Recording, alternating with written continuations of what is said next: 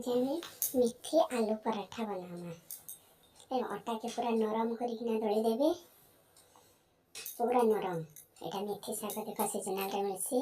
देख आलू उल्ली मेथी पत्र काटी देचे चुन चुन किना, धनिया पत्तर, मिर्चा, टमाटो। देखो यहाँ मसला, चाट मसला, हल्दी, जीरा पाउडर, धनिया पाउडर। यहाँ अटा दली देचे पूरा नरम करकिना रखी देचे। देखो दलिकिना गरम मसला देखो जी कढ़ी बसाबे, जीरा मिर्चा उल्ली। देखो मेथी शाग पकईदेवे, टमाटर पकईदेवे और ये भलसे भाजीदेवे। भलसे टे भाजी हो गले पूरा भलसे भाजीदेवे टे। गरम मसला जिते सब थी पकईदेवे।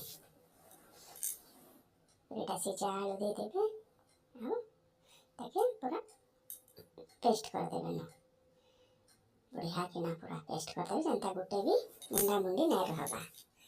धनिया पत्तर पकईदेवे सब आलू के गोल गोल करदेवे। देखो अटा दला है पूरा नरम थी पूरा। मुझे घी टे गरम कर दूचे। यहाँ देखो जेनता मंडा पिठा बनास मंडा पिठा लगे बनाब। आलू के भरी दब पूरा करकिना आलू के पूरा भर दब आलू तक पूरा बढ़िया अटा टिके देकिना पूरा बेलब।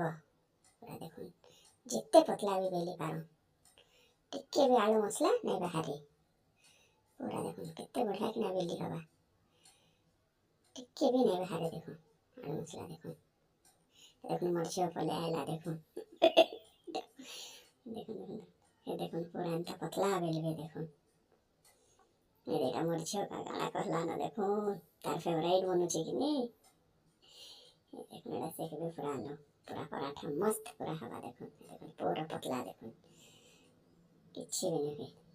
देखो मेरा छोले बनी छोले संगे मेथी आलू पराठा मर्चार फेवरेट है कि नहीं।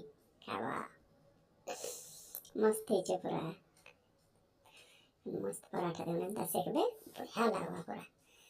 पूरा देखो पूरा फुलबा भी पूरा नरम नरम। मर्ची घी डाल दूचे देखो तुम मर्ची एंता एंता कि डालबो गोचे।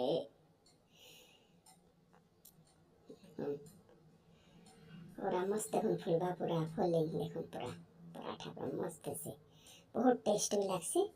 बनून और खाऊन। Thank you for watching.